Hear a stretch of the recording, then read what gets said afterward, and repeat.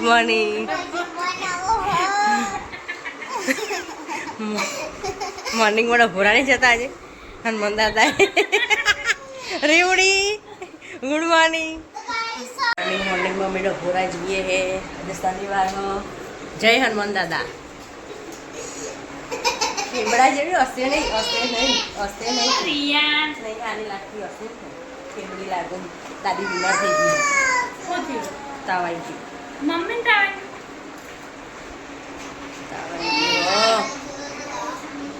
કચરો વારાય હજુ કચરો વારો અહીંયા રિયાન રમ અહીંયા માથું રાવ મારો રીવડો ઘેરે હે આજે રીવ ઘેર રહેવાનું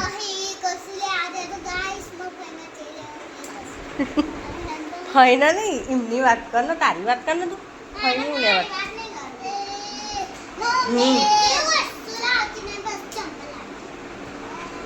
જો તો ભાઈ કે બોલા હું મને ચપ્પલે લઈ આલા ને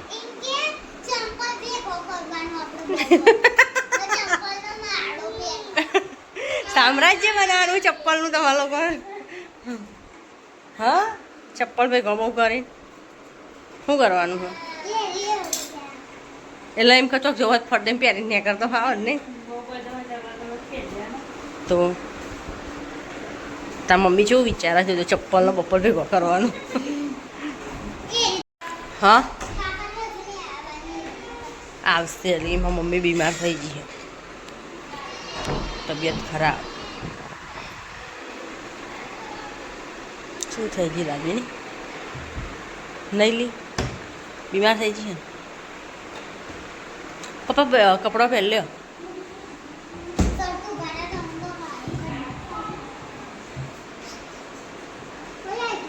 હવે આપો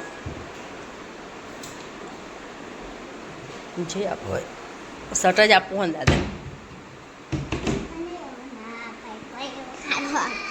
હા સારો તો હું અલે તને નાવાનું નહીં નાવાનું દાદા તૈયાર થઈ છે હા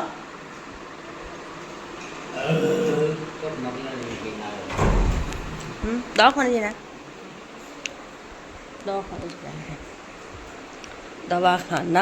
દવાખાના જ નહીં મિલતા માર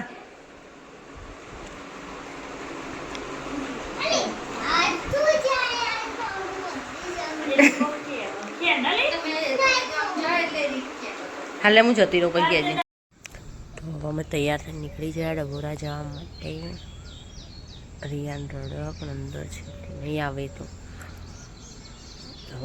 હજુ તો બેનને લેવા જવાનું આવીને એટલા માટે જઈને અહીંયા પપ્પા પણ આવી ગયા આ જો લેટ આવ્યો એટલે ક્યારના જતા રહ્યા વહેલું 8 વાગે તો અમે જવાનું હતું ભાઈ ઘરે નહોતું એટલે મેન ના આવ્યો ચલો દવા જઈને આવીએ મમ્મી બીમાર થઈ ગઈ છે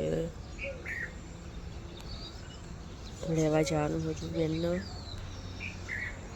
મિસ્ટીન તો હસતું આવવા જવાનું કહેવાનું ચપ્પર કરતી હોય રહી હવે નીકળીએ ગરમી કેટલી છે બહાર વરસાદ આવતો નહીં એના કારણે ક્યારે વરસાદ આવે અષાઢી બીજી જતી રહી તો હવે નીકળીએ જઈએ રોડ ઉપર છે તો મિસ્ટીના પપ્પા રસ્તામાં મળે ને 50 રૂપિયા લઈ લીધા એને ડૂબી લેવાય અને 50 રૂપિયા ઘરેથી લઈને આવી કંઈક એમ કરીને 100 રૂપિયા કરી દીધા ખુશ થઈ ગઈ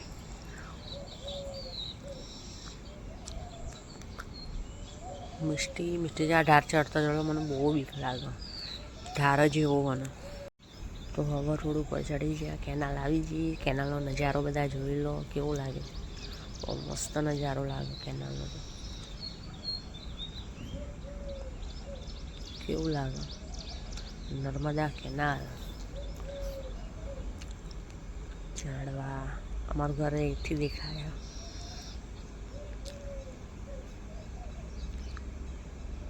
પાણી નરું મિસ્ટી તો પૈસા ગણ જ કરશે મિષ્ટી સોંગ સાંભળીને હસો ગાય હન હસો મિષ્ટી મિષ્ટી છે ભાઈ. દર શનિવારે હવે ડભોરા જઈશું. ગાયો દેખાય મને રસ્તામાં ગાયો મળે ને તો મને બહુ જ ખુશી મળે. ક્યાંક જતી હોય ને તો બધા કે ગાય મળે બહુ સારું કહેવાય. ગાય જોઈને મને તો આમ ખુશ થઈ જવાય. જો કેટલી બધી ગાયો હોય, બહુ બધી ગાય હોય અને ગાય મળે બહુ સારું કહેવાય. એટલે મને ગાયો જોવાની બહુ ગમે. જોડે ભેંસું પણ ગાયો વધારે પણ. હવે હાઈવે આવા થયો તો હવે 5-10 મિનિટમાં મને ડભોડા ભેગા થઈ જઈશું. જોઈ લો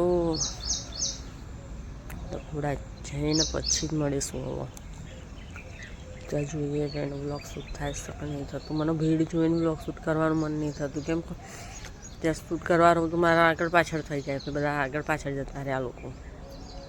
એટલા માટે હું જલ્દી શૂટ નહીં કરતી.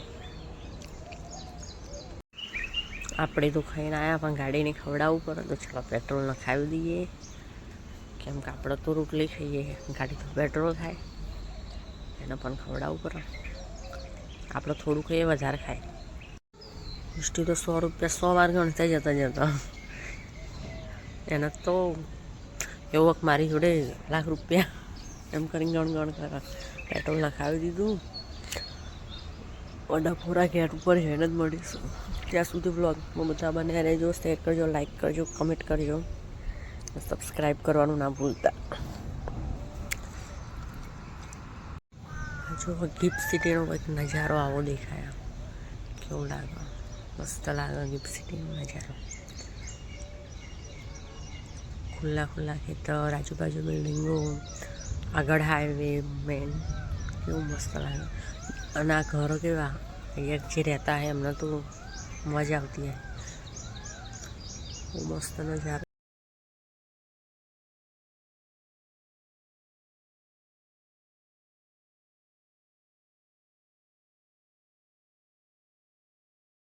તો હવે ડભોરા આવી ગયું.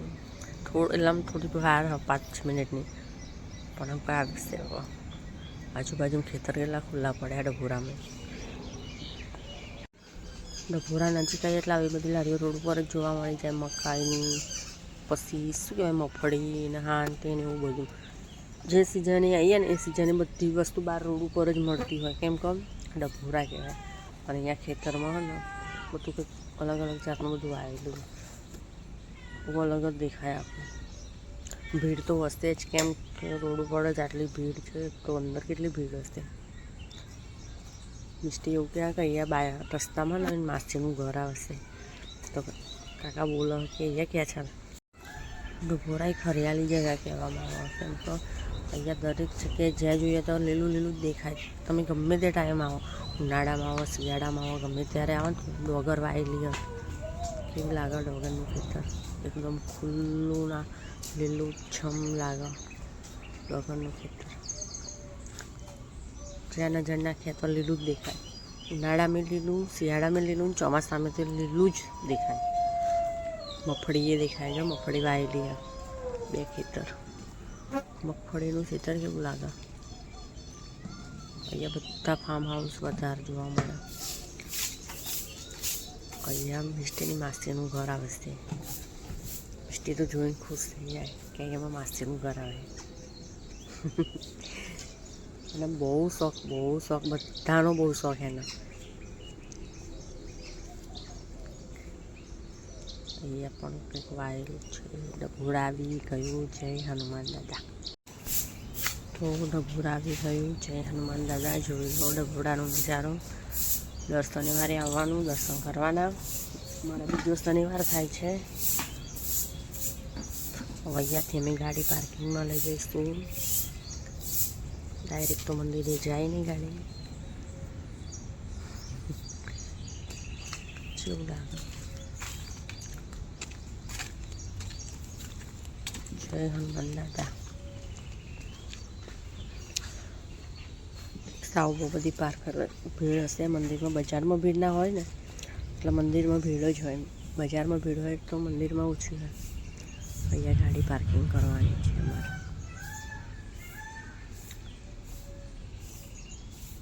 મેં કીધું હતું ને ભીડ વધારે હશે કેમ કે બજાર ખાલી હોય ને એટલે મંદિર ફૂલ જ હોય. પાર્કિંગમાં જગ્યા મળવી મુશ્કેલ છે. અહીંયા પાર્કિંગ કરી લઈએ.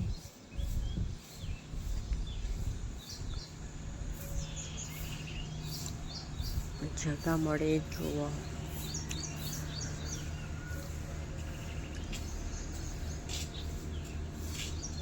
અહીંયા તો પાર્કિંગ કરવાની બહુ પ્રોબ્લેમ થઈ જાય કેમ કે ભીડ એટલી હોય. ઉપર ભીડ હોય, નીચે ભીડ હોય, બે જગ્યાએ ભીડ જ હોય.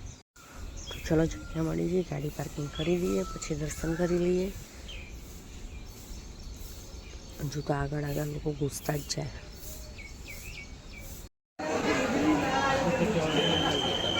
હા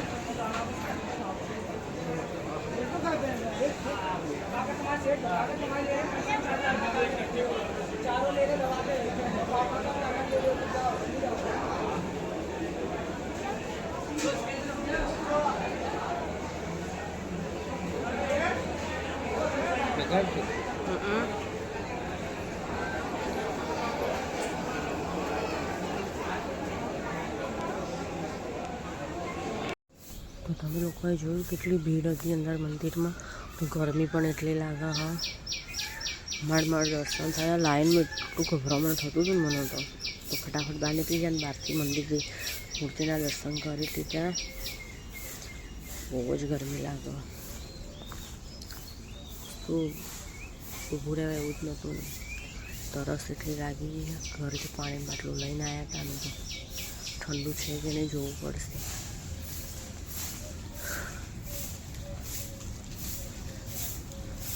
દર્શન કરતાં કરતાં તો આખું પાણી એટલો તાપ લાગતો હતો. બહારથી જ દર્શન કર્યા તો કેમ કે મંદિરમાં અંદર ઘૂસ્યા આવે ને તો હજુ ના નીકળે આવે ને ભાઈને બહાર બેનને લેવા જવાનું હતું એટલે એને લેટ થતું. તરસ લાગી. મિસ્ટી તો તરસ લાગી ચોકલેટ ખાવાની. મેં કીધું પહેલાં પાણી પીને પછી ચોકલેટ ખાવાની. ચોકલેટ ખાવા લાગી હતી. પાણી બાટલું માગી તો ચલો હવે ઘરે જઈને જ મળીશું કેમ કે તાપ તો પણ બહુ લાગી ગયું હોય. થોડી વાર વાયરો ખાઈ લઈએ એસીનો. મિસ્ટી પાણી પી લે. તો અમારો મહેમાન આવી ગયો. હા એટલે આલી પકડજી હું જાઉં.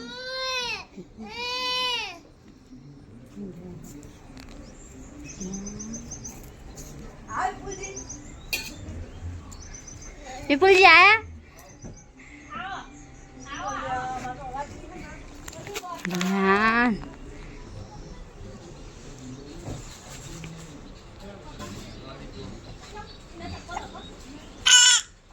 આયા કઈ આયા બોલા આયો.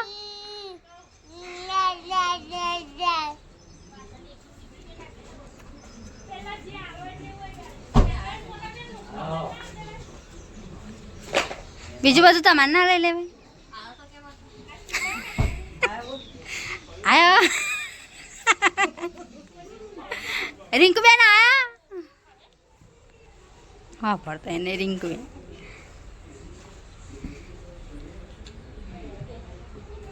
રિંકુબેન આયા.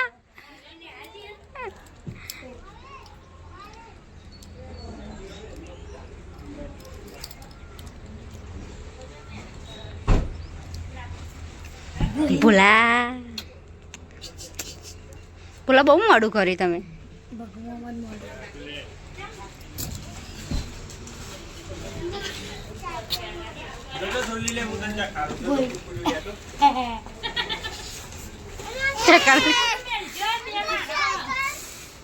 રિંકુબેન આયા.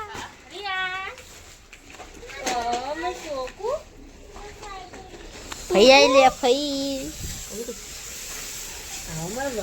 લે ધ્યાનું તું આય. હા પીલે પીલે પીલે.